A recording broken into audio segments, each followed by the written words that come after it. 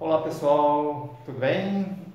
Estamos aqui novamente, como prometido, dessa vez para falar sobre a demonstração de fluxo de caixa, sobre o método indireto, que é o que estava faltando, né?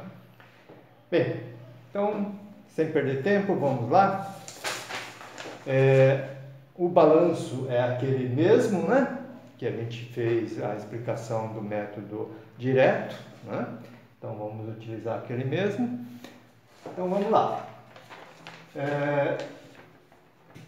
Preciso explicar, né, antes de começar a fazer, de que, por esse método indireto, ela funciona praticamente da mesma forma que o método direto, só que tem alguns números que não são considerados, né, diretamente, né, mas indiretamente através do lucro líquido, né?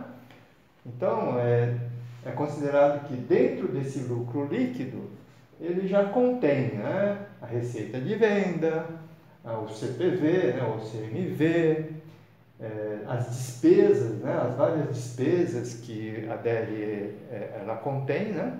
Então, uma vez que é considerado, né, inicialmente pelo lucro líquido, então todos esses valores aqui já estão contemplados e, portanto, né, na hora de demonstrar, né, de onde vêm os recursos, esses números aqui não são mais computados, porque ela já contém dentro do lucro líquido. Então, o primeiro dado que colocamos aqui no fluxo de caixa das atividades operacionais é, portanto, o lucro líquido. Lucro líquido. Que é o valor de 182. Muito bem. Bom, a partir daí, nós temos que fazer, né, alguns ajustes, né, em que lá no método direto, né, nós também acabamos fazendo, né? Bom, a primeira coisa que eu costumo colocar, né, na demonstração de fluxo de caixa pelo método indireto, após o lucro líquido, é o ajuste da despesa de depreciação. Por quê? Dentro desse lucro líquido, ela foi debitada, né, essa despesa de depreciação, nesse caso 40, né, diminuindo o valor do lucro. Então, portanto, nós sabemos que a despesa de depreciação é uma despesa somente contábil, né? Não houve nenhum pagamento, né? Nenhuma saída ou entrada de caixa, né? Então, nós temos que voltar esse valor para esse lucro líquido. Então, despesas de depreciação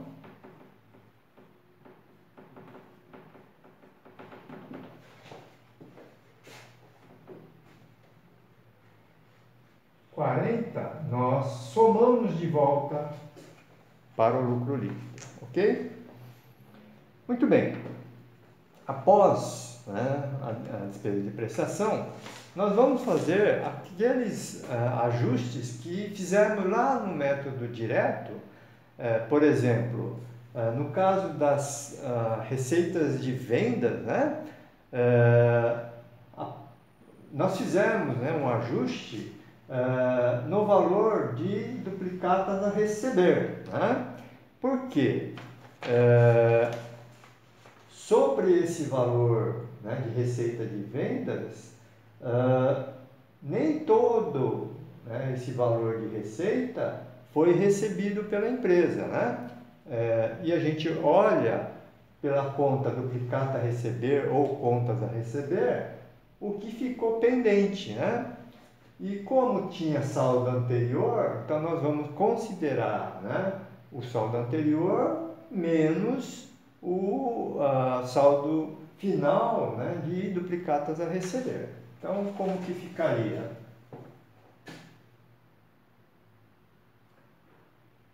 mais ou menos, né? Aumento ou diminuição de contas ou de cartas a receber.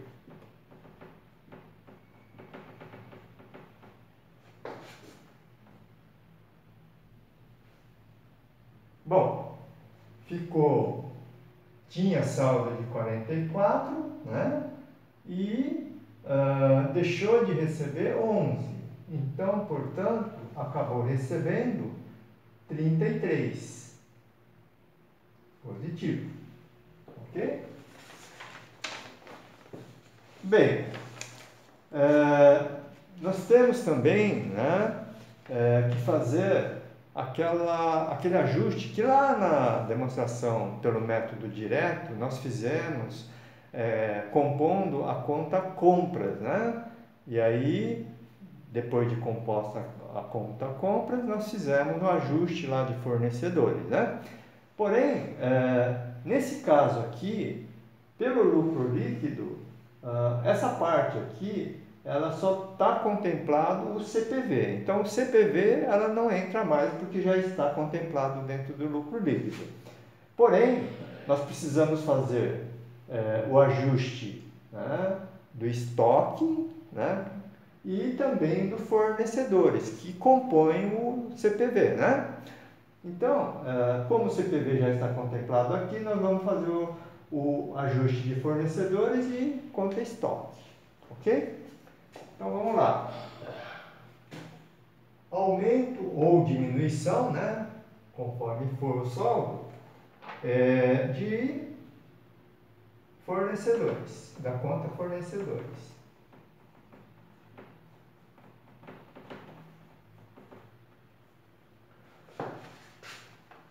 Bom, lá na conta fornecedores, nós temos um saldo inicial, né, final do anterior, um saldo inicial para esse período de 110 e um saldo final de 26.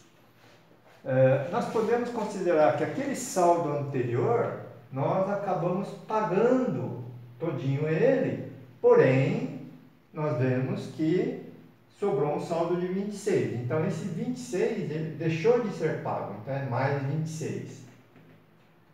Então, menos 110 mais 26, isso dá 84 negativo. Ok? Então, se vocês observarem, né, as contas do ativo, na hora de fazer o ajuste, né, o saldo anterior ele é positivo, né, e o saldo atual é negativo, né? E lá na conta do passivo é o contrário. O saldo inicial é negativo e o saldo atual é positivo. Então, nós podemos adotar essa lógica, né, para os demais ajustes, ok? Eu tinha falado também que, além de fornecedores, nós temos que fazer o ajuste da conta estoques, né? Então, aumento ou diminuição, né, de estoques.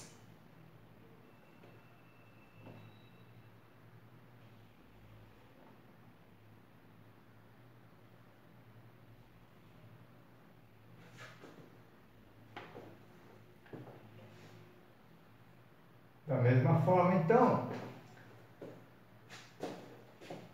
aqui a conta estoque, como esse saldo anterior, né, é de 200, e no ativo a gente faz o saldo anterior positivo, né, mais 200, e o saldo atual negativo. Então, isso daria, né, mais 40. Mais 40. Ok? Usando aquela lógica que no ativo o saldo anterior é positivo e o saldo final é negativo. O passivo é o contrário, né? O saldo anterior é negativo e o saldo atual é positivo. Ok?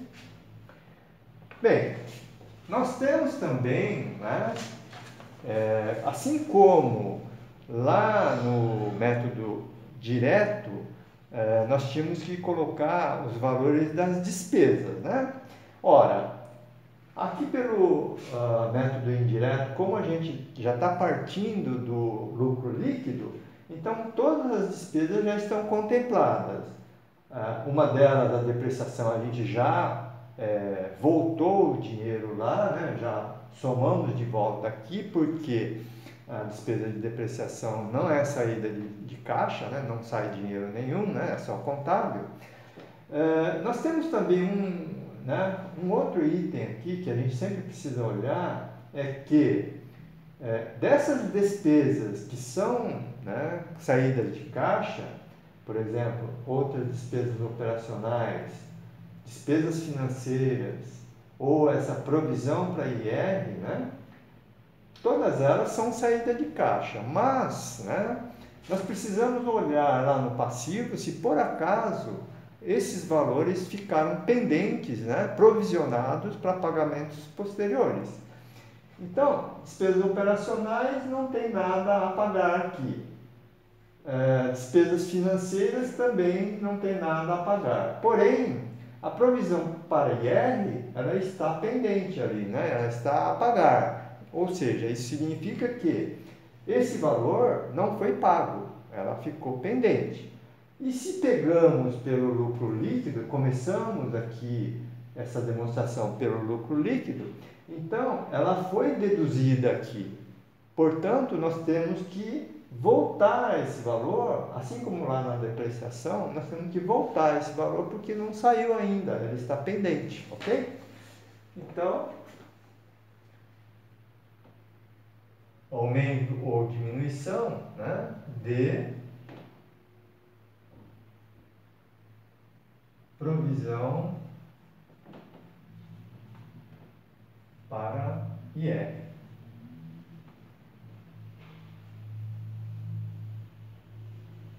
Setenta e oito.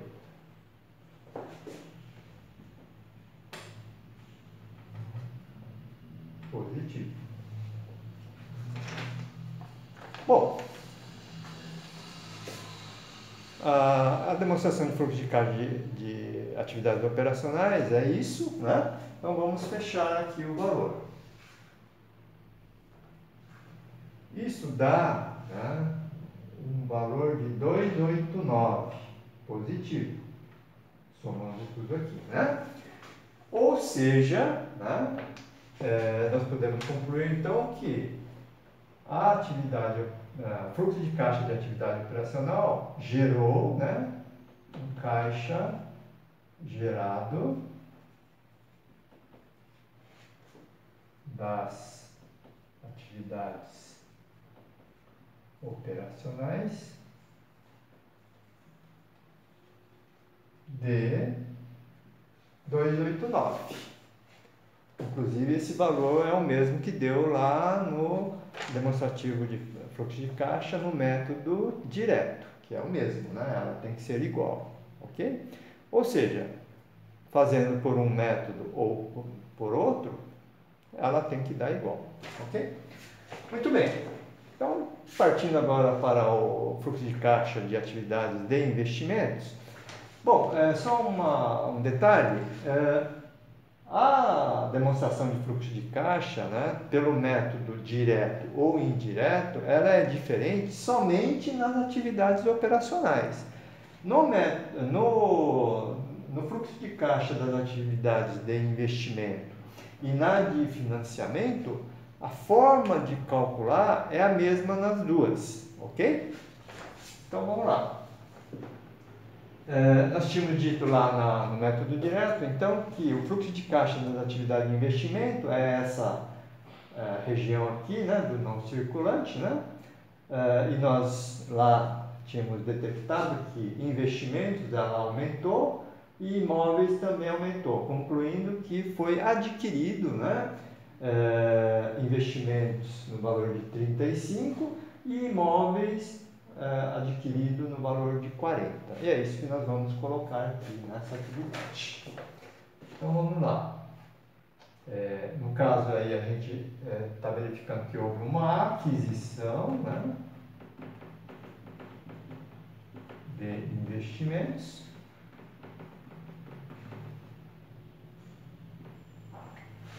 Resultado por um saldo de menos 80 e mais, mais 80 e menos 115.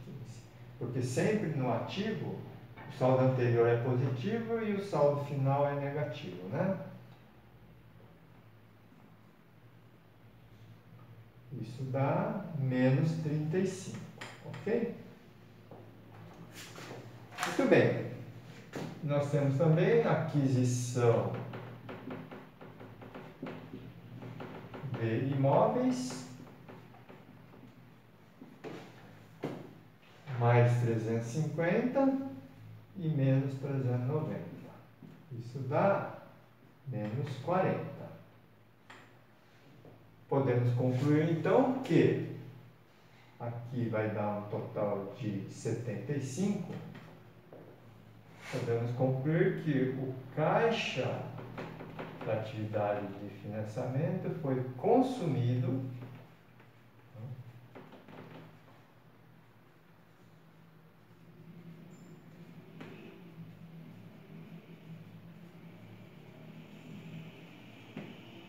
consumido 75. Ok? Muito bem. Atividade de financiamento, né? No caso aqui, nós temos que olhar se houve empréstimos ou financiamentos, né, bancários, e também se houve aumento de reservas ou capital social. Né? No caso, reserva de capital social não teve aumento, né? O valor são os mesmos. Esse de lucros acumulados nós não incluímos no fluxo de caixa, porque na realidade o lucro acumulado ela vem, né, do lucro líquido após, né, o pagamento de dividendos, né?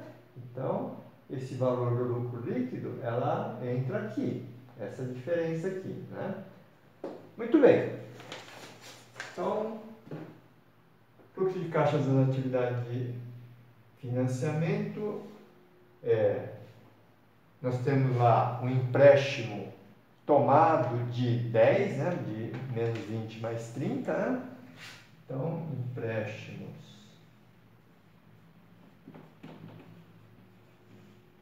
tomados de menos 10 mais 30 dá,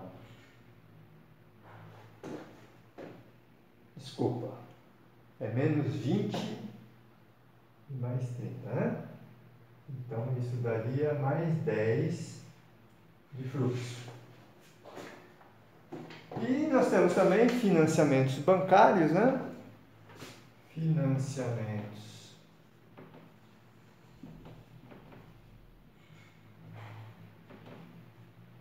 tomados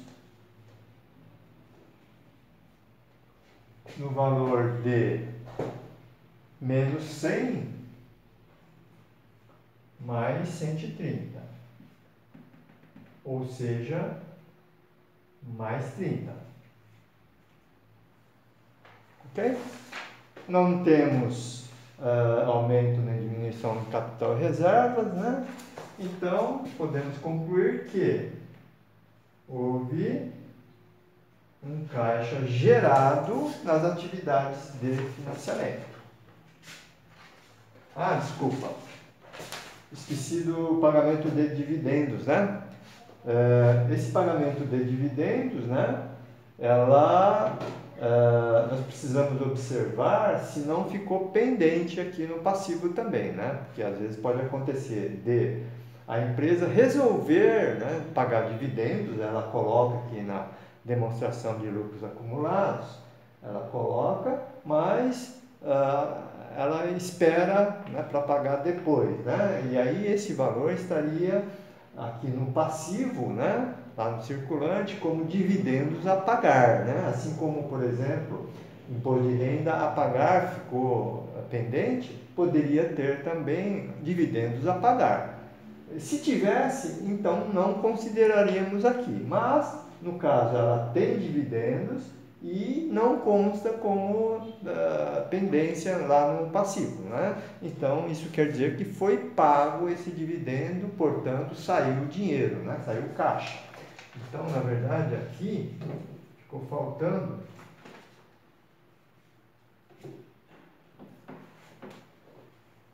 pagamento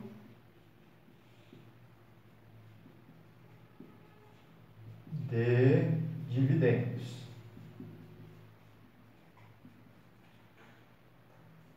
De 174.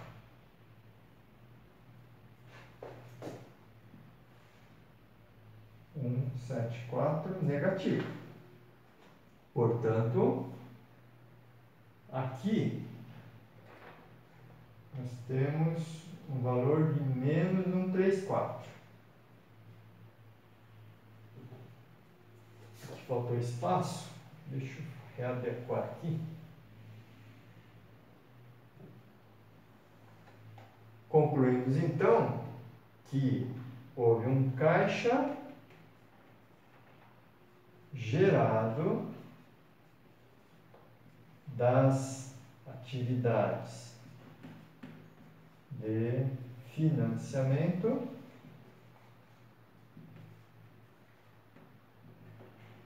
no valor de gerado não, consumido, né?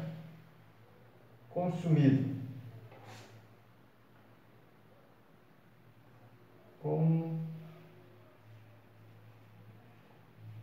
Consumido das atividades de financiamento no valor de 134. Muito bem. Podemos fazer o fechamento. Como que vai ficar aqui? Somando-se 289 positivo menos 75 menos 134, nós teremos, né, um valor de caixa gerado total de 80, ok? Ou seja, podemos concluir que houve se é positivo, então um aumento líquido de caixa ou equivalente de caixa de 80 positivo. Bom, por que equivalente de caixa, né? Como eu tinha dito lá no outro método, aqui no caso só tem a conta caixa, mas poderia ser também conta banco, conta aplicações financeiras, que são equivalentes à caixa, por causa disso. Bom, para finalizar então, nós temos aqui uma variação, né, no caixa positiva de 80. Então, vamos verificar se esse valor está correto, né? Como que se faz? Coloca-se, após essa variação, né, líquida de caixa, o saldo inicial, né, de caixa é equivalente de caixa do período, né? Então, o saldo inicial é de 230. Então, vamos lá.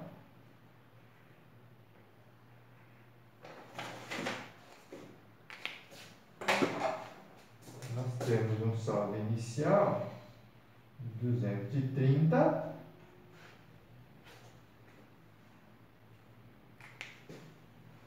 e um saldo final de caixa equivalente de caixa de 310. Vamos verificar se está correto, né? Podemos chegar nessa conclusão que o saldo gerado, né, nesse período de 80, somado ao saldo inicial do período, ele vai dar o saldo final, né, de 310. Né? Então, esse fluxo de caixa está ok. Tudo bem? Muito bem. Amanhã nós estaremos publicando, né, a resolução daquela atividade, né, referente aquele balanço, né, que eu mandei como atividade para o método direto, ok? Então, até mais.